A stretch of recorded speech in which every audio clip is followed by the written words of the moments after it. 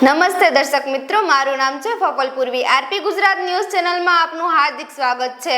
વાત કરવી છે આજના મુખ્ય સમાચારની। નવરાત્રી ગ્રાઉન્ડમાં વિધર્મીઓના પ્રવેશબંધી અંગે મહંત ઇન્દ્ર ભારતી બાપુનું નિવેદન।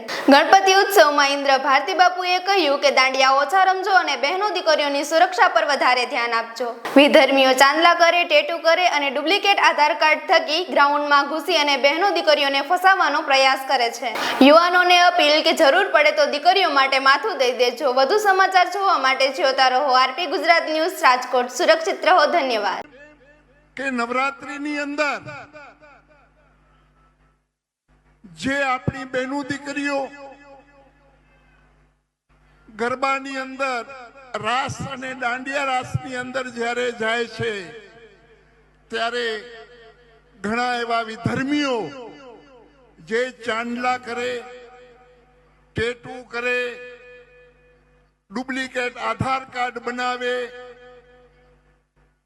અને આપણી બહેનો દીકરીઓને જે ટાર્ગેટ કરે છે, તો આજે યુવાધન પાસે એક સાધુ તરીકે હું પ્રાર્થના કરું,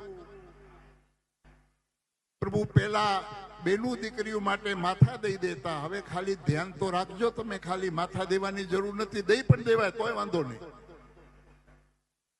દીકરીની રક્ષા માટે માથું પણ દઈ દેવાય તોય વાંધો નહીં, પણ નવરાત્રીની અંદર ખાસ પ્રભુ જ્યાં જ્યાં પંડાલો હોય ત્યાં અહીંયા જ્યાં તમે મારો અવાજ સાંભળો છો, તો એક સાધુ તરીકે, ભગવા ભેખ તરીકે હું તમને પ્રણામ કરીને કહું છું કે દાંડિયા ઓછા રમજો, પણ આપણી બહેનો દીકરીઓ રમતી હોય એ કેમ સલામત રહીએ એવું ધ્યાન રાખજો।